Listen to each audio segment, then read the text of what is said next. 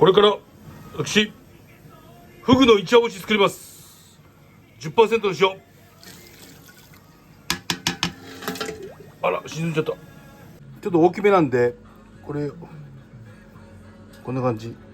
これを50分つけたいと思います。これからフグの一夜干しを作りますんで、これも塩漬けして洗いました。どうでしょう。いい感じでございます。はいはいはい。